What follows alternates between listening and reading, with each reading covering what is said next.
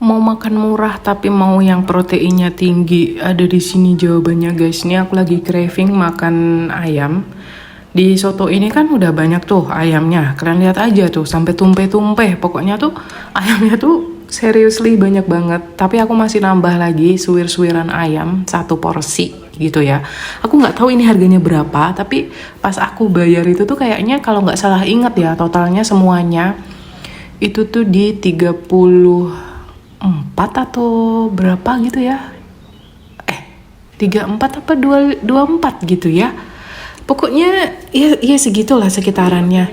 Di sini tuh wah gila sih suiran ayamnya. Ini menurut aku ya makanannya tuh makanan-makanan real food gitu. Jadi kalian nggak usah khawatir kalau makan di sini karena nggak ada tambahan tepung kecuali kalian makan kerupuk gitu ya. Dan nggak ada tambahan gula kalau kalian nggak nambahin kecap sama minuman manis gitu. Jadi menurut aku ini tuh real food yang harganya tuh sangat-sangat worth it gitu ya. Aku tuh lebih suka makan di warung-warung yang seperti ini karena menurut aku nih ya pribadi aja nih, harganya itu tuh setara sama apa yang kita dapetin gitu loh. Jadi kayak aku juga bingung ya kenapa banyak banget influencer-influencer itu yang malah ngepromosiin makanan-makanan yang menurut aku pribadi kembali lagi ya kurang sehat. Kayak misalnya nih, pokoknya makanan yang olahan tepung gitu loh guys. Itu menurut aku makanan-makanan yang nggak real food gitu menurut aku ya. Dan kalau di aku sih imbasnya itu malah bikin kayak kembung, terus kayak mau kentut aja, terus sendawa aja gitu sih kalau efeknya di aku. Makanya aku tuh lebih suka makan makanan di warung-warung kayak gini gitu. Atau mungkin di restoran-restoran yang ngasih makanan yang real gitu, bukan makanan olahan. Aku tuh makan makanan yang ada tepungnya itu tuh mungkin di ayam geprek ya, tapi itu pun ayam geprek juga nggak banyak kan tepungnya, bukan yang wah beneran olahan tepung gitu. Soalnya kalau warung yang ngotak gitu ya, ayam geprek gitu tuh ya udah tepungnya ya dikit aja, bukan yang tebel banget sampai kita cuma makan tepung doang terus chickennya cuma seituil gitu ya. Enggak, aku selalu memilih yang tepungnya tipis gitu, jadinya tuh dihitungnya masih real food gitu loh. Aku sangat-sangat menyayangkan ya kenapa warung-warung asli Indonesia, makanan asli Indonesia ini malah kurang diminati untuk di review gitu sama influencer food gitu ya. Karena gini, kenapa di makanan Korea itu bisa terkenal sampai ke Indonesia, ke negara-negara manapun? Kenapa? Karena influencer mereka itu bangga sama makanan mereka. Ngerti nggak? Jadi kayak mereka tuh selalu mempromosikan, selalu bikin video tentang makanan ya dari negara mereka gitu loh. Makanya bisa ke influence sampai ke Indonesia, terus bikin outlet yang ala-ala Korea lah, cafe ala Korea lah. Itu kan sebenarnya kena influence dari orang-orang yang sering bikin konten makan makanan asli dari negara tersebut gitu kan.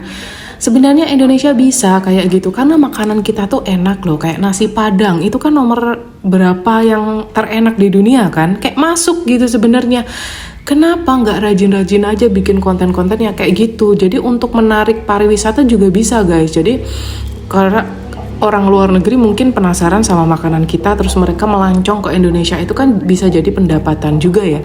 Cuman kalau dipikir-pikir ya, kalau banyak orang traveling ke Indonesia gitu kan, pastinya kan perputaran uang kita jauh lebih cepet gitu ya nggak sih? Kalau dipikir secara waras, secara normal gitu kan. Jadi kayak ayolah kita mempromosikan makanan-makanan Indonesia gitu loh, yang asli dari Indonesia. Soto ini kan dari Indonesia nih.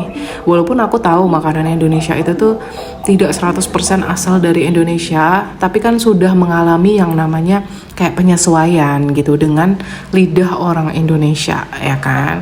Banyak kok makanan dari kita tuh yang gak kalah enaknya, kayak gado-gado itu juga enak, sate. Wah, sate itu kayaknya bisa tuh masuk di makanan yang paling enak ya, karena emang enak gitu, apalagi di kita yang harganya murah gitu kan.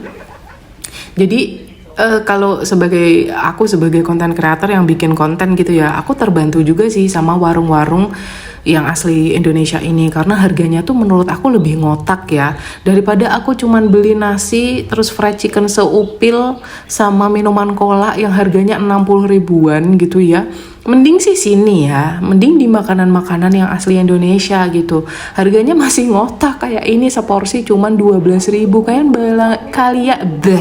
Kalian bayangin aja gitu loh, makanan sebanyak ini loh, isinya ayam real food loh ini ya, bukan ayam-ayaman, ayam beneran gitu loh. 12 ribu tuh kayak, aku kayak wow, makanan Indonesia tuh sesurga ini loh, seenak ini loh, gitu loh. Kayak aku tuh pengen gitu ya, kayak orang-orang tuh penasaran sama makanan Indonesia, melancong ke Indonesia, tapi melancongnya wisata ya, bukan stay terus bangun bisnis di sini. Gue geplak juga nih. Jangan sampai kayak di sono tuh, yang di sono tuh sampai diperbudak sama bule, sampai-sampai nih ngehina-hina tuh warga Indonesia. Mereka nggak mau ngambil orderan dari orang Indonesia karena nggak pernah ngasih tip. Hello, please, Indonesia ini tidak ada budaya tip.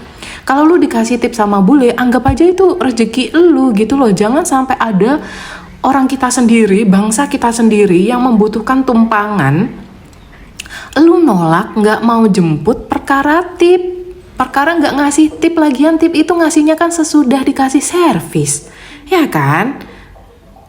Iya dong, setelah dikasih servis dong. Masa sebelum ngasih servis dia udah minta tip duluan? Ya otomatis pelanggan nggak mau lah. Kayak aku tuh aneh sama pola pikir kebanyakan orang Indonesia nih ya. Kenapa mereka tuh kayak menyepelekan banget gitu loh sama orang Indonesia sendiri gitu loh. Ya, nggak semua orang Indonesia itu miskin gitu loh. Banyak kok orang Indonesia yang mau ngasih tip buat itu para pekerja itu gitu. Tapi kok bisa-bisanya loh mereka tuh nolak guys. Kayak aku tuh miris ya ngelihat cerita-cerita kayak gitu. Kok bisa-bisanya lu kalau mau gue jemput ya lu kasih tip dulu ke gue. Aduh ya Allah, kok ada ya orang bekerja loh, posisinya dia tuh bekerja loh, kok bisa-bisanya pilih-pilih kayak begitu. Sebenarnya kalian tuh kalau kerja tuh ikhlas nggak sih?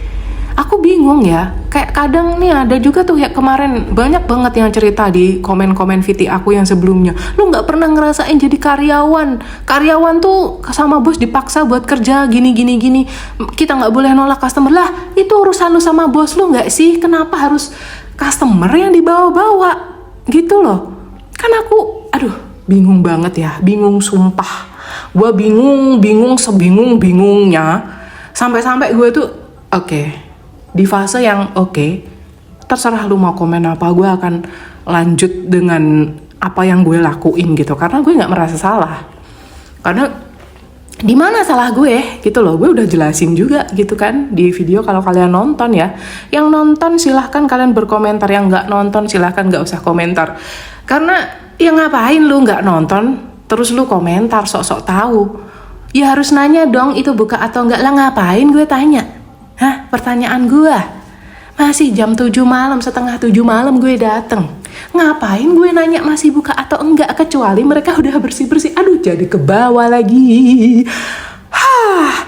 Oke, ya pokoknya intinya begitulah ya guys. Jadi kayak agak miris gitu ya, diingatkan gitu ya, malah nggak terima. Aduh, udahlah terserah kalian aja para netizen Indonesia. Tapi ya kembali lagi ya, kenapa ya kok cara pola berpikirnya tuh kayak begitu gitu loh. Lu nggak mau terima dipaksa kerja sama bos lu, ya jauh, jangan kerja, nggak usah kerja nggak sih gitu loh. Sama kayak penyedia jasa itu tadi, lu kalau misalnya minta tip nggak dikasih, ya udah jangan diterima. Ya udah jangan nerima customer Indonesia.